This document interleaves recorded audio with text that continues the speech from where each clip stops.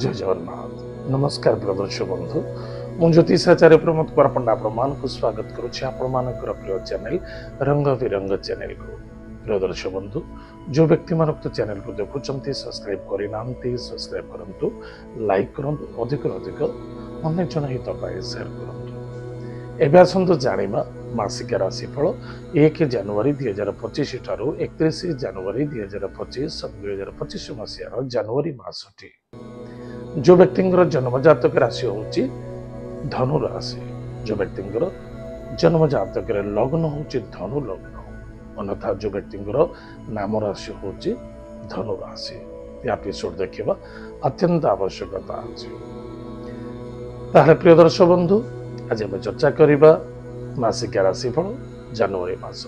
जो व्यक्ति राशि होची धनु राशि सदा सर्वदा मानसिक को शांति रखंतु, मन को शांति रखंतु, अधिक स्ट्रेस नियंतु नहीं, भाविबा चिंतिबा डिप्रेशन को जीवा ये सब बिल्कुल ठीक नहीं। तीर्थव्रत अच्छी तीर्थव्रत करंतु, मासरे तीर्थव्रत बहुत सफलता मिले। ध्यान करंतु, योग करंतु, आध्यात्मिक मनोभावना को नहीं चलंतु, कारण सूर्य आप जन्म स्थान अच्छा 14 जनवरी ठारू मकर संक्रांति प्रारंभ हो, द्वितीय भाव को पड़े जीवे सूर्य।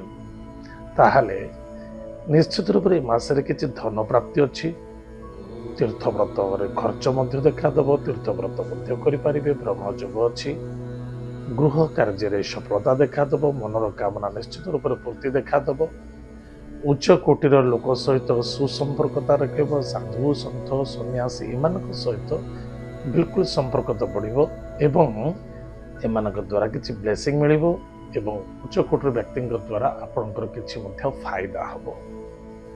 जो मैंने जॉब अच्छा कर्म क्षेत्र में से ठीक ठाक सफलता देखा किसी लोन आकार आम कि पैसा पाइबा चाहूचे लोन करें, किसी नूतन कर्म प्राप्ति करने चाहते से सफलता देखा कि मन रखि दरकार। जो व्यक्ति व्यवसाय वाणिज्य क्षेत्र अच्छा अधिक अधिक परिश्रम करने को पड़ो, अधिक परिश्रम पर जाकि सफलता हाथ छुईब। आम चाहबा जनक पर डिपेंड हो आम बसवा अपेक्षा कर रहा निश्चित रूप से कष्ट साध्य देखा। कुटुंब मध्य कुटुंब बा परिवार मध्य कलह शांति असंतुष्टता देखा दे पारे। कौन सी व्यक्ति को विश्वास भरोसा करी पैसार आदान प्रदान करने पूर्व भावी चिंती करने अत्यंत आवश्यकता अच्छे। किंतु जो व्यक्ति बिजनेस कर कार्य कर अर्थ पाई कौन सी व्यक्ति को कही सी आपण को दबा नवा भितर आपण को प्राप्ति हम एवं लाभ रहा, किंतु किसी व्यक्ति धोखा दे पारते टिके सावधान रहिबे। ताहले प्रिय दर्शक बंधु निश्चित रूप से निजर स्वास्थ्य वाणी और व्यवहार प्रति टिके ध्यान देवे। प्रतिकार प्रत्येक दिन प्रातः समय स्नान समय टिके हलदी पानी रे पकाई स्नान करंतु, गोमाता को सेवा करंतु, गायत्री मंत्र को जप करंतु, मां बगलामुखी मंत्र को जप करंतु। एतद व्यतीत 1 लोटा जल टिके हलदी, रक्तचंदन, कला राशि, दुग्ध, अरुआ चाउल मिश्री एकत्रित करी 1 लोटारे भरंतु। जल लोटारे सूर्य देवता को तुलसी वृक्ष मूल अर्घ्य दान 3 थर करंतु। ओम ह्रां ह्रीं ह्रौं शः सूर्याय नमः।